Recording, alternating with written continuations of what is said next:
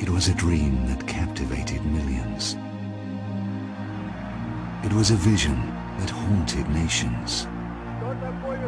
It was mankind's greatest desire, until the day it became a reality.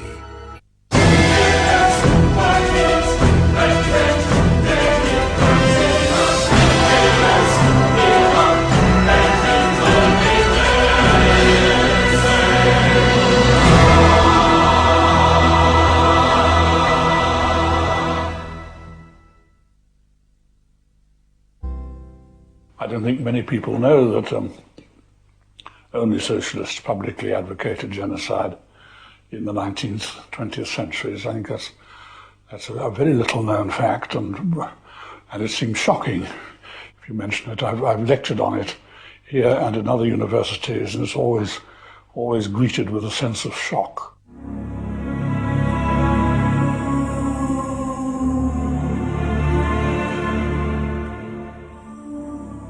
First appeared in January 1849 in Marx's journal Neue Rheinische Zeitung. Engels wrote of how the class war in Marxian terms means that when socialist revolution happens, the class war happens, there will be primitive societies in Europe 2 stages behind, because they're not even capitalist yet. And he had in mind the Basques and the Bretons and the Scottish Highlanders and the Serbs, and he calls them racial trash, Völkerabfälle, racial trash, and they will have to be destroyed because, being 2 stages behind in the historical struggle, it will be impossible to bring them up to the point of being revolutionary. He spoke about the vulgarity and dirtiness of Slavic people, you see. And he thinks, for instance, that Poland has no reason to exist. The classes and the races, too weak to master the new conditions of life, must give way. They must perish in the revolutionary Holocaust. Karl Marx. Marx began it. He was the ancestor of modern political genocide, and I don't know that any European thinker of the modern period before Marx and Engels ever publicly advocated racial extermination. I can't find anything earlier, so I presume it starts with them. The teachings of Marx and Engels were carefully studied by Lenin, the man who established the first Marxist country on earth.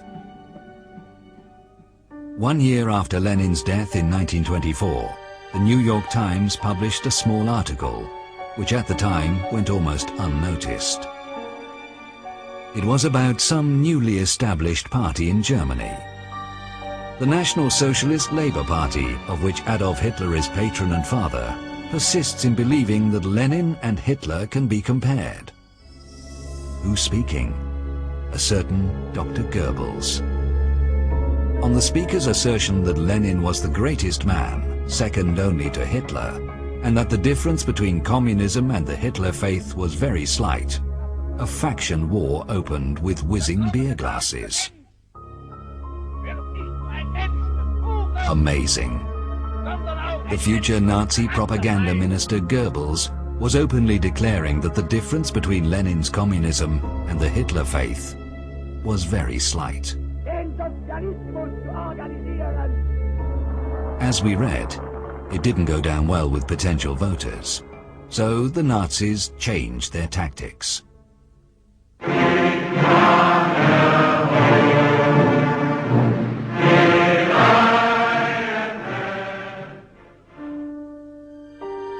Their early campaign posters quietly disappeared. They never again publicly stressed their resemblance to communists. In the inner circle, however, the Nazis and Hitler were more outspoken. Hitler often said that he had learnt a great deal from Marxism, from reading Marx, I mean. The whole of National Socialism is based upon it, he said, meaning doctrinally based.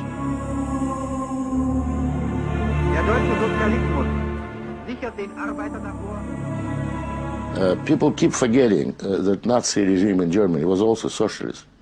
It was, they officially were called National Socialist Workers' Party.